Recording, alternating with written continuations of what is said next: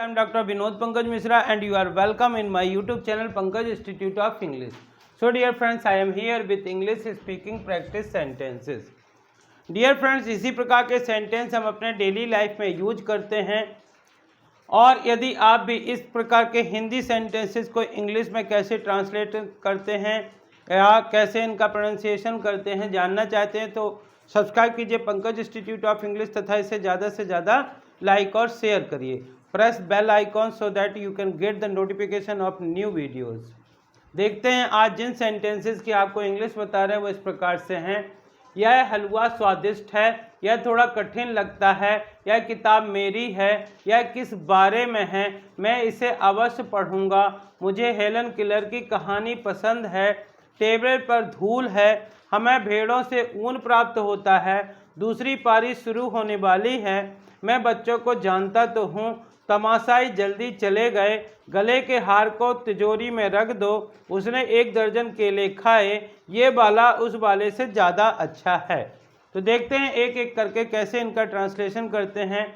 जैसे मान लीजिए लिखा हुआ है यह हलवा स्वादिष्ट है. जब किसी को हम कोई भी कुछ चीज़ खाने को देते हैं, मान लीजिए हलवा देते हैं और वो कहना चाहता है कि यह हलवा स्वादिष्ट है, तो बोलेंगे दिस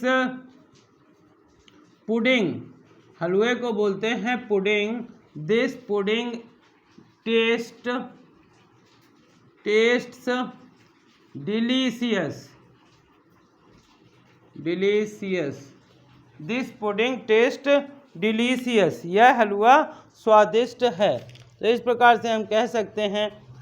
सेकंड लिखा हुआ है यह थोड़ा कठिन लगता है. जब हम किसी को कोई भी काम देते हैं और उसको ये लगता है कि ये बहुत ही कठिन काम है तो पहले ही से बोलने लगता है यह थोड़ा कठिन लगता है, तो बोलेंगे it appears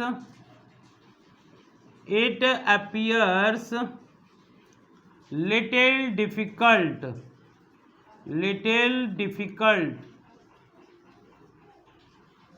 it appears little difficult. यह थोड़ा कठिन लगता है.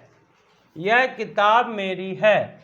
तो जनरली तो हम ये कह देते हैं दिस बुक इज माइन, या ये भी कह सकते हैं कि this book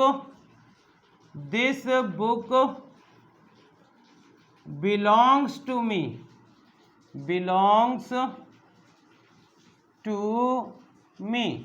this book belongs to me. यह किताब मेरी है. यदि जब भी बताते हैं कि यह किताब मेरी है और आप पूछना चाहते हैं कि यह किताब किस बारे में है, व्हाट इज इट अबाउट.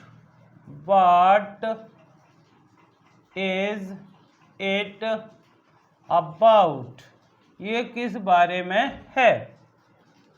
और आपको यदि कोई किताब अच्छी लगती है, भले ही आपके पास नहीं होती है, तो आप बोलते हैं कि मैं इस किताब को खरीदूंगा और मैं इसे अवश्य पढ़ूंगा. I will surely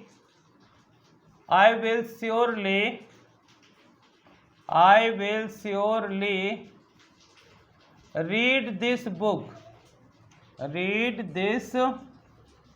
I will surely read this book. मुझे हेलन केलर की कहानी पसंद है. तो सभी लोग जानते हैं कि हेलन केलर जो थी वो डम्ब, डीफ और ब्लाइंड थी.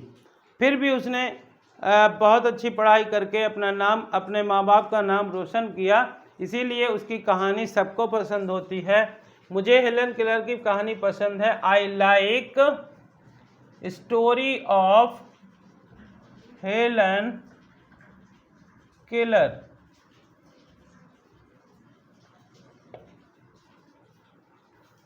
जब उसने अपने नौकर को बोला कि टेबल साफ कर दो और उसने टेबल साफ कर दी, वो गया और उसने हाथ से ऐसे उंगली को टेबल को छुआ और बोला उसमें बहुत सारी धूल है. तो टेबल पर धूल है, इसको बोलेंगे there is dust on the table. There is dust on the table. Table पर धूल है. डियर फ्रेंड्स, नेचर के द्वारा प्राप्त हर चीज़ हमारे लिए बहुत उपयोगी है। जैसे हम कहते हैं कि भेड़ से हमें दूध तो प्राप्त होता ही है, उनका मीट भी खाते हैं और हमें भेड़ों से ऊन प्राप्त होता है, तो इसको बोलते हैं we get wool from sheeps. Sheep singular और प्लूरल दोनों में शीप ही होता है। जब वह एक बार उसने काम शुरू किया और फिर कुछ दिनों के बाद काम बंद कर दिया, बंद करने के बाद फिर से उसने काम शुरू किया, तो लोगों ने कहा कि दूसरी पारी शुरू होने वाली है, तो इसको बोलेंगे second innings is about to start.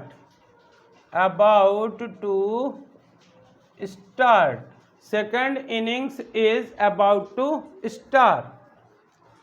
मैं बच्चों को जानता तो हूँ। जब उन्होंने बोला कि आपके पास तो बच्चे पढ़ते थे या आपके पास आते थे, आप तो बच्चों को जानते होंगे। उसने बोला मैं बच्चों को जानता तो हूँ, तो इसको बोलेंगे I do know the children. I do know the children. तमाशाई जल्दी चले गए। जब हम ये कहना चाहते हैं कि कुछ लोग होते हैं जिनको तमाशा देखने की आदत होती है, यानी कुछ भी यदि गड़बड़ हो रहा है या मान लीजिए कहीं पे लड़ाई झगड़ा हो रहा है, तो वो उसको शांत नहीं करवाएंगे बल्कि उसका मज़ा लेंगे। ऐसे लोगों को हम बोलते हैं तमाशाई। तो मान लीजिए हम कहना चाहते हैं कि तमाशाई जो थे वो जल्दी चले गए, तो इसको बोलेंगे The onlookers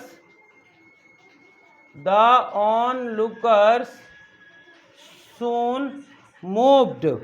The onlookers soon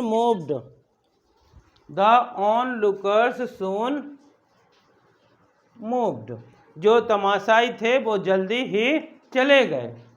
गले के हार को तिजोरी में रख दो। उन्होंने एक हार खरीदा और जो कि बहुत ही महंगा था। उन्होंने बोला कि इसको यदि हम सुरक्षित रखना चाहते हैं तो गले के हार को तिजोरी में रख दो। तो keep the necklace in the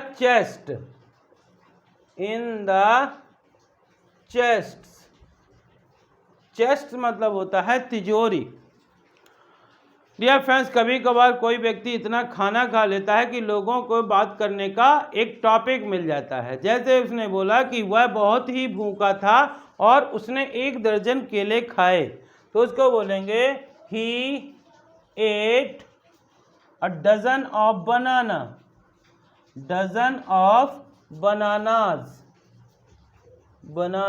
he ate a dozen of bananas. Next लिखा हुआ है ये वाला उस वाले से ज़्यादा अच्छा है। जब कभी हम 2 चीज़ों की कंपेयर करते हैं और एक को ज़्यादा अच्छा बताते हैं तो बोलते हैं दिस वन मतलब ये वाला। This one is better than that one. This one is better than that one. ये वाला उस वाले से ज़्यादा अच्छा है। So dear friends, you can see these are very common sentences. These are very easy sentences to learn. These are very interesting sentences. इसी प्रकार के सेंटेंस जो है वो हम प्रैक्टिस करके इंग्लिश पढ़ना, लिखना, बोलना सीख सकते हैं। देखते हैं एक बार शुरू से लेके लास्ट तक। यह हलवा स्वादिष्ट है। This pudding tastes delicious. This pudding tastes delicious. यह थोड़ा कठिन लगता है। It appears little difficult.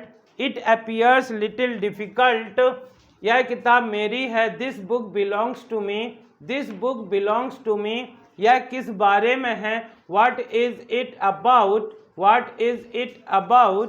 मैं इसे अवश्य पढ़ूंगा। I will surely read this book. मुझे हेलन केलर की कहानी पसंद है। I like story of Helen Keller. Table पर धूल है। There is dust on the table, there is dust on the table. हमें भेड़ों से ऊन प्राप्त होता है। We get wool from sheeps, we get wool from sheep. दूसरी पारी शुरू होने वाली है। Second innings is about to start, second innings is about to start. मैं बच्चों को जानता तो हूँ। I do know the children, I do know the children. तमाशाई जल्दी चले गए। The onlookers soon moved, the onlookers soon moved. गले के हार को तिजोरी में रख दो। Keep the necklace in the chest, keep the necklace in the chest. उसने 1 दर्जन केले खाए। He ate a dozen of bananas, he ate a dozen of bananas. ये वाला उस वाले से ज़्यादा अच्छा है। This one is better than that one, this one is better than that one.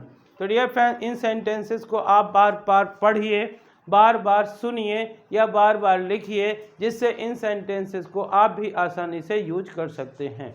तो डियर फ्रेंड, आई होप कि आपको इस प्रकार का ये वीडियो पसंद आया होगा।